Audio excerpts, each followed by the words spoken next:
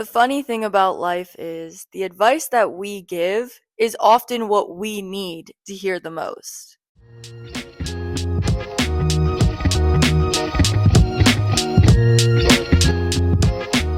Hey y'all, welcome back to the Interlinked podcast. I'm your host Ray, and I'm so glad that you're here.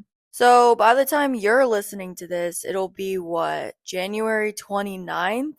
Pretty wild that January is already coming to an end. I feel like I blinked my eyes and it's over with. As you guys know, I recorded an episode, I believe episode 26, where I gave you guys kind of my take on how I was approaching the new year.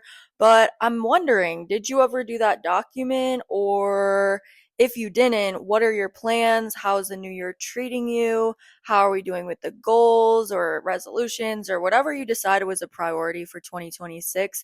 How's that going? If things are going well, I'm definitely happy for you. But if you're falling short or back into bad habits, I just want to say this is normal. Sometimes it takes a lot of effort for that pasta to stick to the wall, if you know what I mean. And habits don't become habits instantly. All right. Just as I mentioned in episode 26, this year is about becoming more you, not a completely new you. I urged you to stray from hyper unrealistic goals and from being a new person entirely, in the sense that you're rerouting everything you've already put into play, because there's shit that you worked at and that you actually succeeded in, those mini wins, those roundabout ways that you found that worked for you. Keep at those and then make it better. We're not sitting here saying, oh, I'm going to wake up at 5 a.m. when we know we can't even wake up at 8 a.m. So I talked about baby steps there and not dwelling on when we fall, because I already know at this point, January 29th, you probably did set out for some things that aren't in place right now. But give yourself some grace. I know you might be snoozing that 7 a.m. alarm or missing days in the gym or whatever might be going wrong for you right now. That is normal. Something that I pride myself in is the ability to pick myself back up. So consistency for some people looks like every single day they're in the gym, every single day they're eating healthy. And is that realistic? I don't know. Some people are able to keep at that. Me though, I fall off very frequently. For me, consistency looks like, okay, I'm trying something out. I'm going to do it for a while. I might miss a day or maybe a week or maybe months. There's been times where I didn't go to the gym for like an entire month because one day passed, 2 day passed, and then I started to be like, you know what? Fuck it. I'm not consistent. I can't keep up with this. And I kind of gave up on myself. But something that I always do is try again. I always get back after it because it's something that I actually care about. Like, I've been hyperactive since I can remember. I was always the kid running around, playing outside, doing sports. As I got older, I would still be doing sports, but I realized, you know what? I really like the gym. Then I got obsessed with lifting, not obsessed to the point where I stayed as consistent as, some other people, but it's something that I actually love and that makes me feel good. So yeah, I always go back to it. No matter how much time has passed, that's something that I want to get back to, and I always do. The key is never allow your mind or even your body to convince you that you're too far gone, because that is the moment where you give up on yourself, and that is the moment where you convince yourself that failure is unacceptable. You'd rather go with the narrative of, you know what, I tried that and it doesn't really work out for me, rather than thinking, I tried that, it didn't work out for me once or twice or even 100 times, but you know what, it matters to me, so I'm going to keep trying at it, because who knows, maybe the next time I try, I'll figure out a way that it makes sense for me. Maybe I need to go at night instead of in the morning. Maybe I need to listen to different music. There's always something else that you can try to make something work if you really want it to work.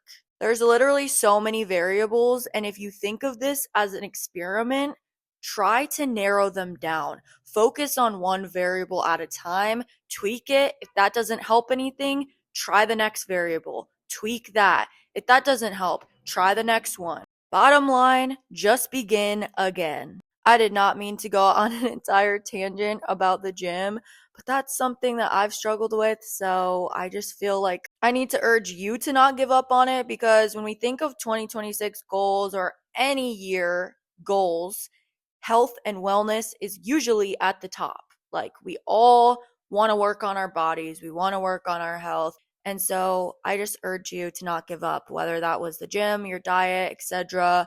Just get back up. If you ate like shit, tomorrow you can eat better. Don't give up on your goals. Moving on. Okay, so quick check in with me. I've been keeping up with a lot of things, as I'm mentioning the gym over and over again.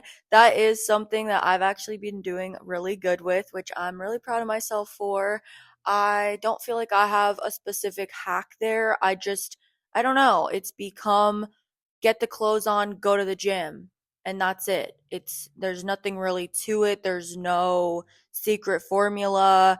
It's just don't think about it. Just fucking get out of the door and go.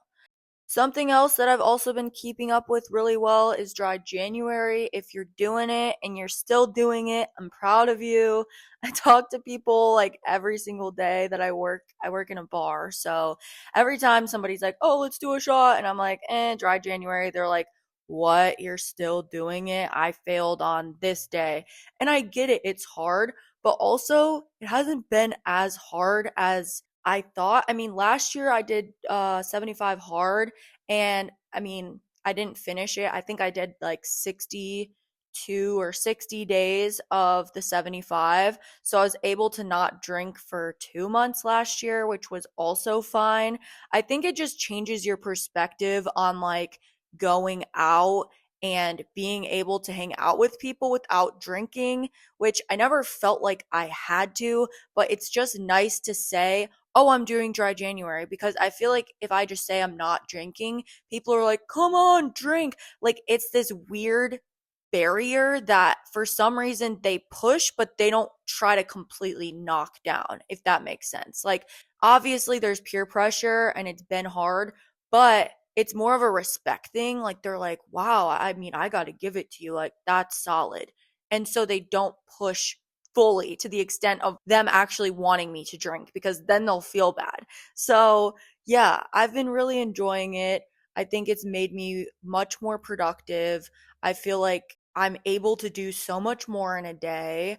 I don't feel like shit when I wake up. I feel so much less bloated and like puffy in my face. So, all the things, all the positive things. I think moving forward, I'm just gonna roll with the drinking on special occasions. Or, if I am feeling a drink here and there, I think that's fine. It's just the excessive drinking and the drinking for no reason and the drinking while I'm working. That is just not something I want to be a part of my routine, if at all. So, yeah. I also have been really content with the fact that I started this series called Solo Travel Diary, which began on TikTok, but then after I got over my fear of posting on Instagram, moved to Instagram Reels as well. And I've been really liking this because I have forced myself, not really forced because it's something I look forward to every day, but I've been posting every single day for about 20 days, which is kind of fucking crazy at this point. Like, I just told you about how I'm so bad at being consistent with things. This is probably the most consistent I've been with something that's a daily practice.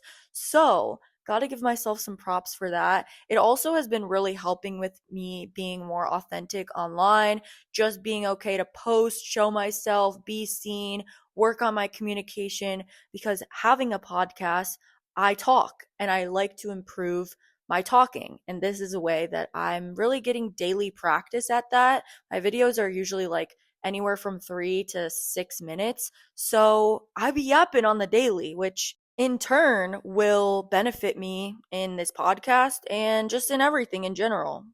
Okay, so I set myself up for kind of like a positivity sandwich, because the meat of this episode is how much I've been struggling, but I did want to give myself some props or credit for the things that I have been consistent in, because I'm gearing up right now for things to not be later, which has put me in this weird state of stress and like impending doom. But it's not doom, it's like impending excitement that requires a lot of work. And I'll talk more on that in a second. But, anyways, last episode I talked about things that I'm loving right now. And this episode, I thought I'd talk about the things that I'm struggling with, but mainly this one concept. Why am I so good at giving everyone else advice, but when it comes to things I'm overwhelmed with or I'm feeling lost about, I'm completely disconnected? Sometimes I know what I need to do. Other times, even thinking of a solution feels completely exhausting. There's a quote that says something like, the things we fear most are the things that will set us free, or I don't know, the tasks we dread are the key to our success. I think this is so true. And one of the reasons why I believe that we avoid and we dread things and we put things off that we know are good for us is because they require us to be uncomfortable, or they require us to exist in a state of uncertainty or in a direction of the unknown. And so we retract back to our comfort, to things that are normal to us, to things that we do every day, to things that don't require that extra step, that step that we've never taken before. Yeah, fuck that thing. I'm not trying to head there right now. I want to be in that state of comfort. So I'm going to put that off. I think a lot of us know this, and yet we actively avoid it.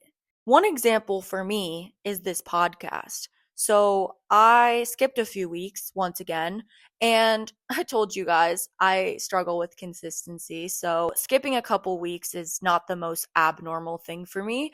However, sometimes, although I love doing this podcast and I love helping people and I love being inspirational, that's when I feel like my truest self, when I'm doing all of those things.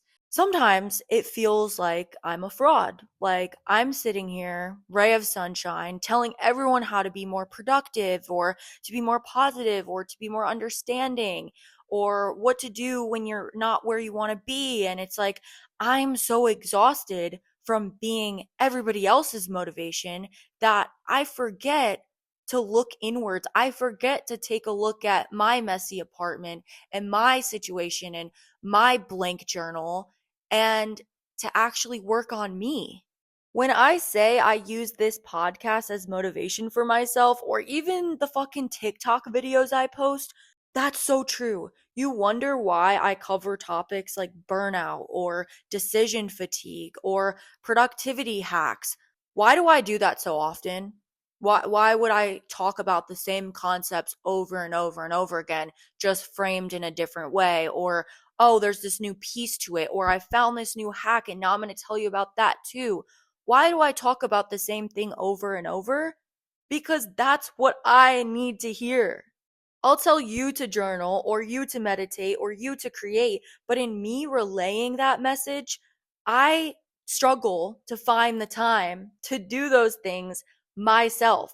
Because once I begin, like let's say I go sit down to meditate or I sit down to journal or I read, I have this like intense burning urge to share what I've learned.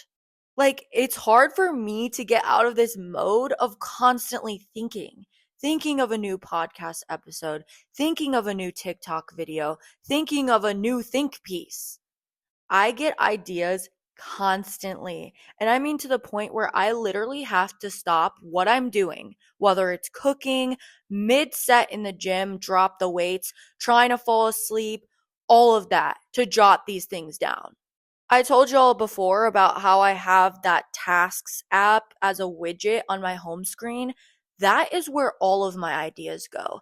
And I am telling you, I can be doing literally anything. I could be talking to you and an idea will pop in my head. And I try not to do this often, but if I really feel the urge, like I'll just write the smallest, tiniest thing. That way I don't forget, because these ideas come to me and I feel almost compelled. You have to share that. You have to make a TikTok video about that tomorrow. Like, I just can't help it. I don't know what it is, but my need to share what I've learned to help people is literally out of this world. So my mind is just constantly working, but it feels like it's always working for other people. Like when I try to do something that's working for me, like reading, meditating, all of that, it's hard to not be like, oh, this could be a video that I could then motivate other people with. Like, it's hard to sit there and just be like, this is for you. Take this moment for you. Think about this moment for your benefit. It's like selflessness to a fault. An example of this is the other day, I was on FaceTime with my younger sister, Sarah, and we were having the best conversation, like genuinely flow state. Shit was just idea after idea after idea. I'm motivating her, she's motivating me, perspectives are going back and forth. And then it hits me. Oh shit, this could have been an episode. Aw, I should have fucking screen recorded this. Damn, why did I not record? This could have been a really good episode. And then I'm kind of mad at myself. I'm like, why didn't I capture that? And I have to think, not everything has to be captured. Not everything is for everyone else. Why did I want to capture it? Because I thought, oh, people could have really benefited from the conversation we just had. Can I articulate it in the way that we articulated it in this phone call? No. And so I'm sitting here like, yeah, I could record that on my own, but it just wouldn't be the same. And then I'm mad at myself. And then it's like, wait, we can't just have a good conversation. Heaven forbid you had a good conversation with your sister. You felt better. She felt better.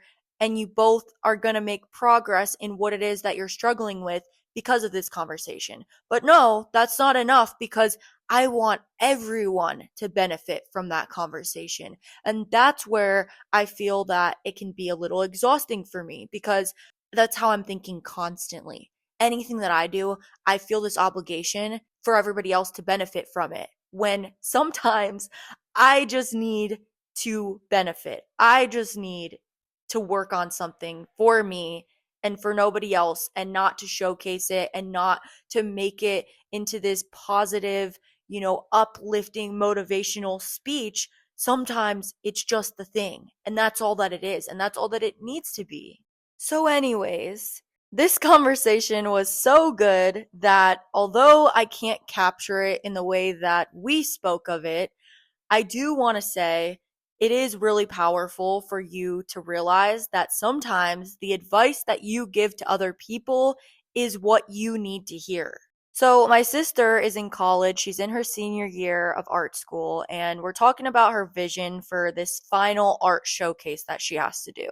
She's feeling overwhelmed because, as we know, if you've been to college, they like to give these singular deadlines with no markers along the way of where you're supposed to be, how you should be progressing. You're lucky if they check in about it, but usually it's like, yeah, this is what's on the syllabus. You have a month to complete it. Good luck. It's worth 90% of your grade. Yeah, see you next year. You know what I'm saying? Like, they don't give a fuck. They don't lead you in the same way that you get led in high school.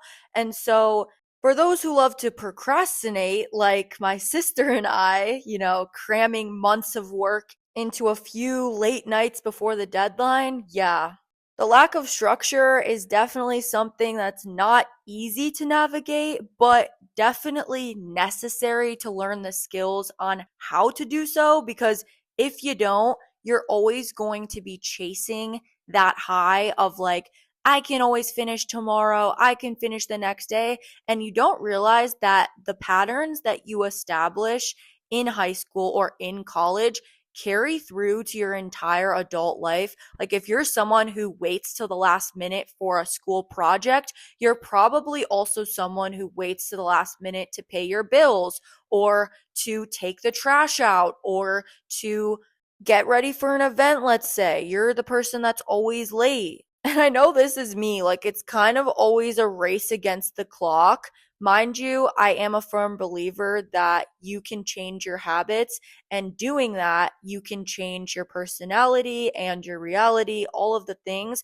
But if you're not making a conscious effort to change those things, you will recognize that they show up in different forms as you move throughout life. Anyways, for my sister, she is my sister, but that's really my kid, okay? When she tells me she's struggling with something or she doesn't know where to begin with this project, I go into gear. I am ready. I'm suited up to help in any way possible. So, first, I'm like, okay, verbally explain to me what your vision is. And like I said, she's in art school, okay? So she has to create something, but I want to hear the creation. I ask her to explain it to me.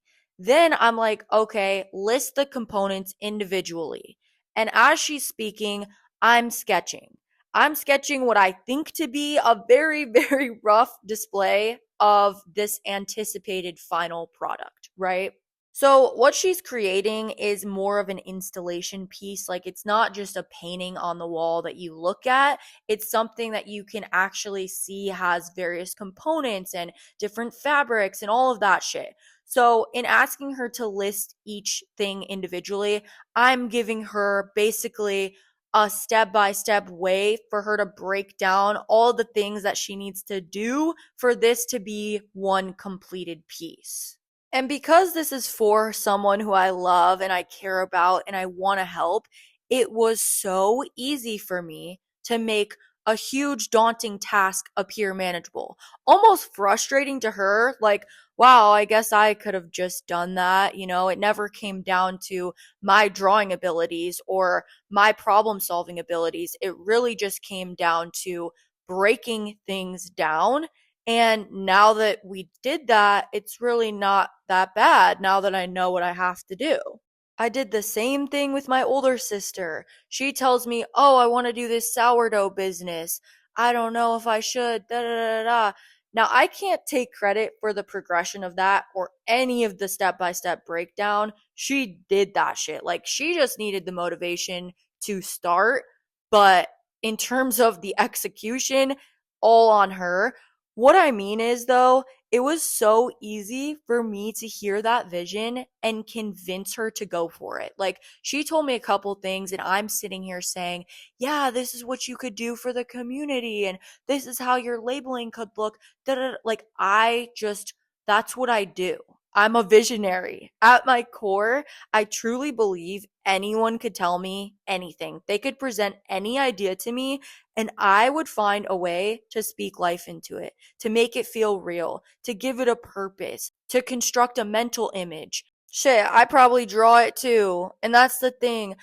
I really don't claim to be better at anything than anyone, but the thing that I do enjoy is making people feel inspired. And I do believe that I have a true talent and a true calling for that. I just love it. I feel the rush as though the idea was mine. I believe in it. I trust it'll take form. Even if you don't, I trust that shit. The excitement, the imagination, this rush of infinite possibilities. This is a feeling I wish I could truly bottle. But you know what it comes down to? They say that surrounding yourself with people that also have dreams and big goals and visions inspires you. And that is so fucking true. If you surround yourself with people that play it small, that don't take risks, that stay in the same routine habits all the time, they don't move, they don't explore, they don't quit their job, they don't try other things, that is how you start to view life and how you start to live yours. However, when you hear people doing cool shit, like anytime I talk to my sister and she has a project, I love to help with that because it also inspires me. It also makes me feel like I'm capable. I could do something cool. And that's why I love inspiring people, because when I'm inspiring them, they're inspiring me. So it's kind of like the gift that keeps on giving, and it's the teacher in me, because just in that same realm, when you teach, you're also getting taught. And I think that the moment you refuse to learn from your students is also the moment you stop learning. I'm a lifelong learner, and that's why I think I'm a lifelong teacher. No matter if I'm in a classroom, recording a TikTok video, helping out my sister, I'm constantly learning the more that I speak. So, as we're talking and as I'm recognizing this problem kind of start to dissipate into something that feels less like a problem and more like an exciting adventure, it hit me. I've been in over my head with things I have on my plate, and yet if I was speaking to me, I'd know exactly what to do to break this shit down, to make this feel manageable, to move forward. Why do solutions come so easily to me when it comes to everyone else's problems, but mine are too stressful to attack? Why is that? We see this in relationships all the time. People give advice to their girls about leaving the shitty dude, but then they end up with one and can't seem to let him go. Yeah, I've definitely been there. There's a couple things at play here. Number one, when you're giving advice to other people, you're using cognitive reasoning. You're able to work through the issue faster and easier because you see things not subjectively, but objectively. The problem or the task or the homework assignment, it doesn't carry the same complexity as your problems, or so you tell yourself. Number two, to elaborate on that further, perspective bias. In other words, I'm not actively in the art class or in the relationship. So I don't personally know the details about finishing the project, or I don't have an opinion of a strict professor burned into my mind. I don't have the experience of attending all of those critiques for people to judge my creations. I don't know how much time actually goes into executing this installation piece. Yeah, I was able to sketch up a rough draft of what you have to do, but I have no idea how many hours it's going to take to do every component that I just drew. All I did was basically give you an outline. Now it's up to you to create it. All I knew was here's the concept you presented to me, and here's what I believe it would logically take to arrive there. Now, for the relationship example, I might be telling you to break up with your dude, but I'm not in the relationship.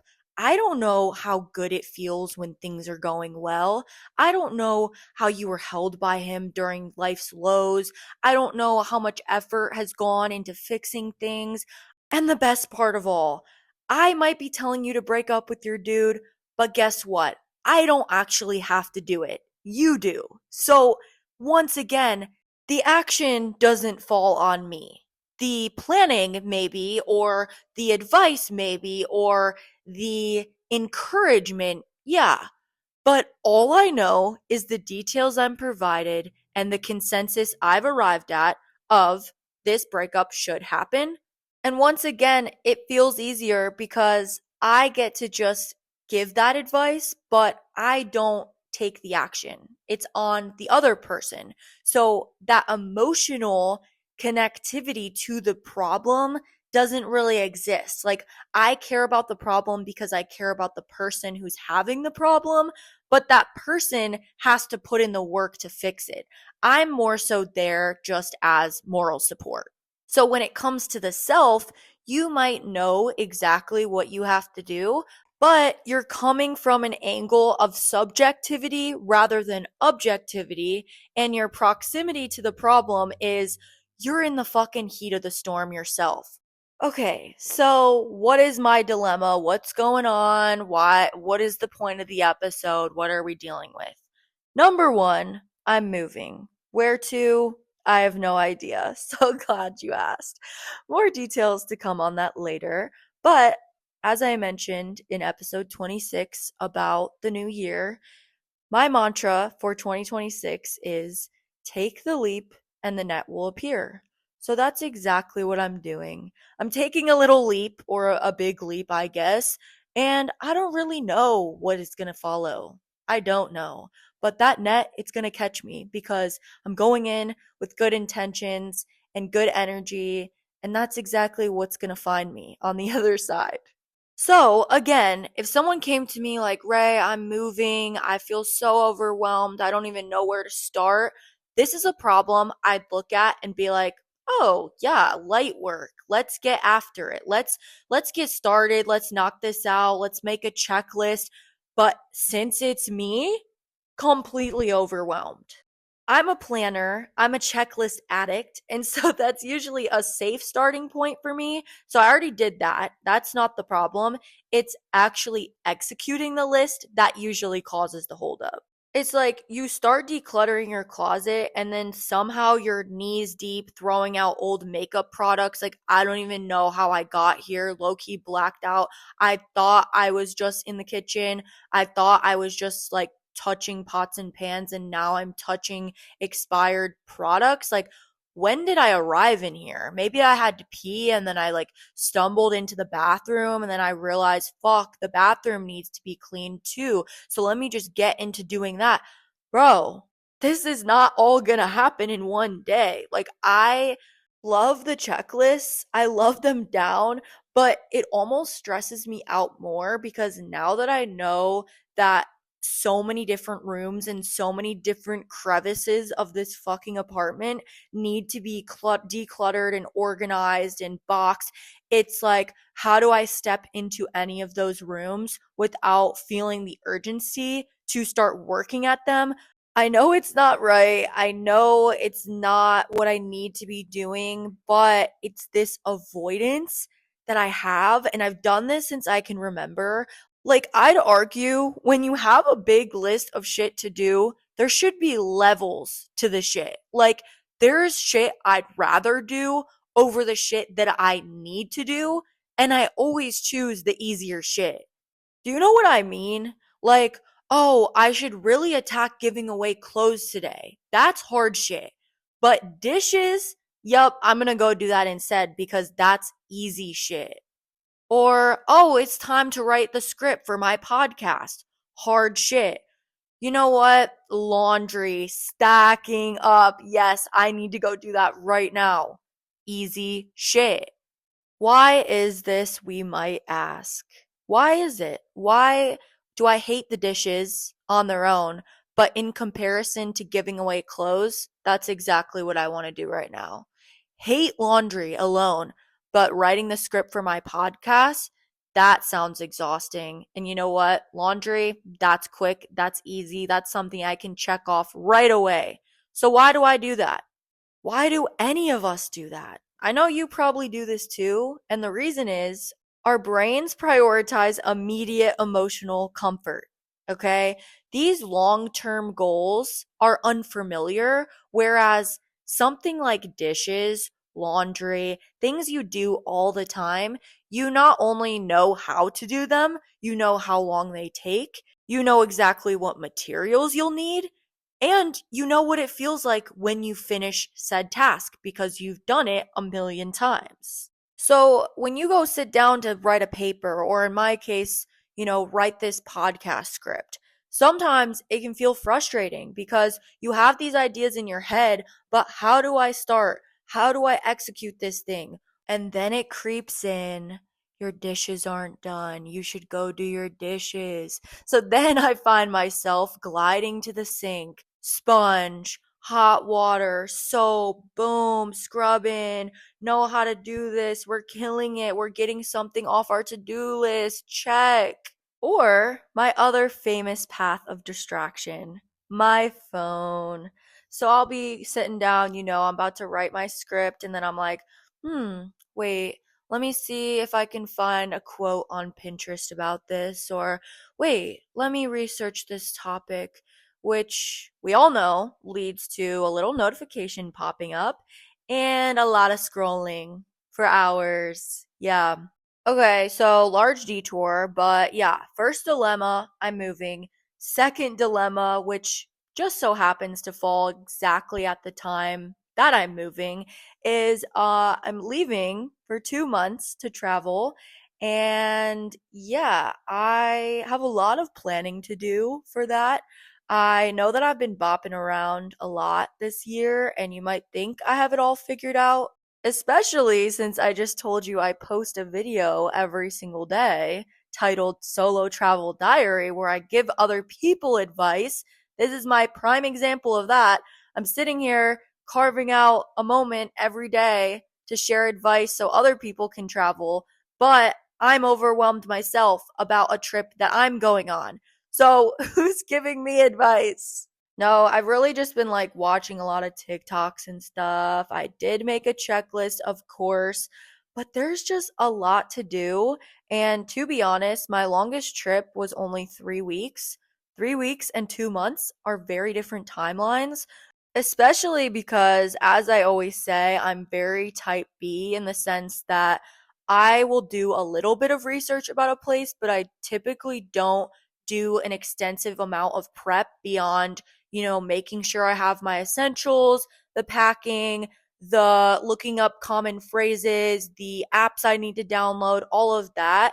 But for this trip, I'm talking vaccines, travel insurance, copies of my documents and, a set route. And I have to get a new phone because I've been traveling so shitty with the fact that I have AT&T. If you have AT&T and T and you want to travel internationally, just know it sucks. You have to pay $12 a day to use your phone. And so I usually just don't use my phone.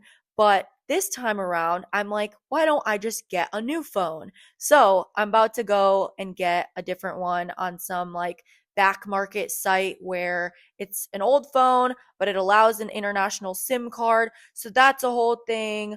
The list goes on, and I've been checking things off, but this trip has certainly been a subject of my avoidance along with the move.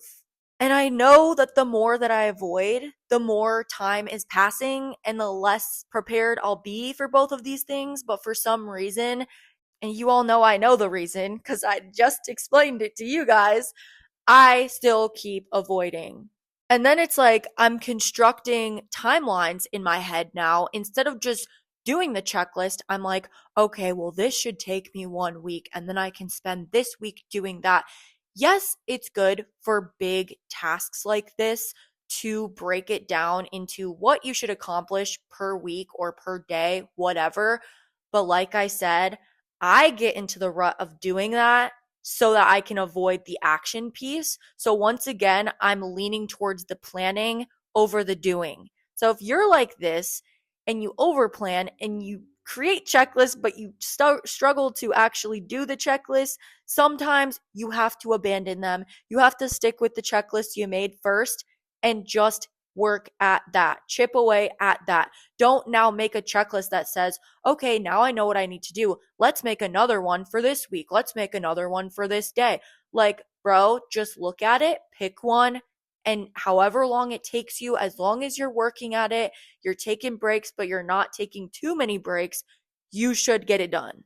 Respectfully, and I'm saying this to myself because, like I said, the advice we give is often the advice we need to hear. Bite the fucking bullet. Try your best to take your emotions out of things, the fear, the doubt, the remembrance of past experiences, anything that makes your body or your mind feel threatened by the task at hand. Just try to not think about that. Stop dreading, stop avoiding, stop distracting. Start brainstorming, start creating, start writing, just start.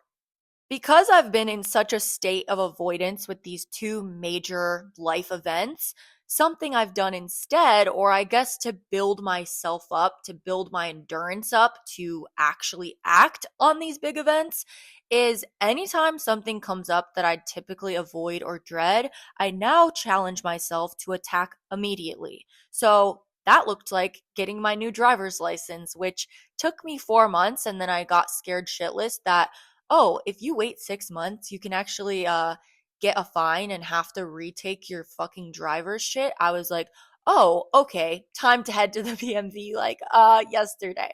Did that. You get a bill in the mail, pay it. Okay. I had an issue with the bank. Instead of, oh, I'll call. No, we're going in person. Get it over with. Oh, I'm driving and I realized, yeah, still can't see. Can't see every day. Maybe we should go to the eye doctor. Boom, called the eye doctor, made the appointment. Being able to act immediately on these mini tasks primes your brain.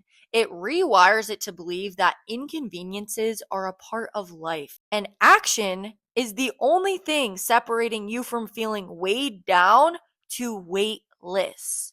So, moving and prepping for traveling has been an entirely different beast, but like I said, that conversation with my sister really changed my perspective because it made me realize that proximity was always my issue. It was never a lack of knowledge or a lack of direction. It was always the emotional connection. I have a connection to this apartment. I've lived here for years. This has been my home. I decorated it. It's my space. I made it feel like me. This is where I've come every day after work through all the jobs that I've had, through breakups, through emotions that I didn't know how to deal with, through learning to live alone for the first time. All of these things I experienced in this apartment. And so I'm not only moving, I'm closing an entire chapter. And there's weight to that. There's emotions to that I deserve to feel, but not to a point where it prevents me from taking action. And in terms of the traveling, I've traveled before, but like I said, this 2 month stint, that sounds unknown to me. It sounds uncertain. It sounds a bit scary. There's some doubts there, as there are with any trip. But once again, can we allow that to prevent us from going, to prevent us from planning, to prevent us from possibly having the time of our life? No, we have to move forward. We're going regardless. So why not make the process to get there easier, spaced out over more time rather than crammed all at the end?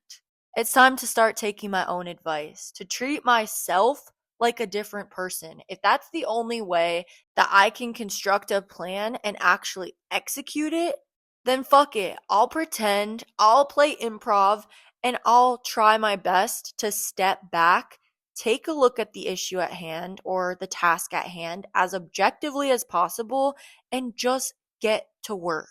So, I mentioned earlier I was giving myself a little positivity sandwich. We start with the positive, we talk a little bit about the struggle, and head back in the positive direction to close things off. All right, well, we've arrived to the other piece of bread, I guess. This is the conclusion. I just want to say thank you guys for listening. If you resonated with this episode and you feel like you struggled to give yourself advice, but giving everybody else advice feels easy, just know you're not alone. I feel you. You're heard, you're seen, all of the things. Just remember, you're going to have emotions attached to your issues, to your tasks, but that's only because of fear, of doubt, of uncertainty, of holding on. And it's okay to feel those things, but just know if there's something you want to accomplish or a direction you're trying to head in, it's important to let go of those things. Whether it's letting go in order to move on, or letting go to be better, or letting go to just make space for what's meant for you, sometimes letting go is necessary. And it's sad, it hurts, it's hard, but just think something brighter is waiting for you on the other side, and you have no idea what the fuck that is. But how cool is that? How cool is that you have no idea? You're acting out of pure instinct, out of pure desire, and you don't even know what's headed your direction. You don't even know how good it's going to get. The best days are yet to come, the best experiences are yet to come, and the best version of you is yet to come. It all boils down to this one thing. Are you ready to take the advice you give to others? Because, like I said, it's probably what you need to hear most. Thanks again for listening. I'm rooting for you guys, all of your goals, all of your tasks, anything you're dreading right now. Just really, really try to get after it this week, one step at a time. And if you need anything or any help along the way, let me know. I'm here for you. And yeah, I'll see you guys soon. Bye.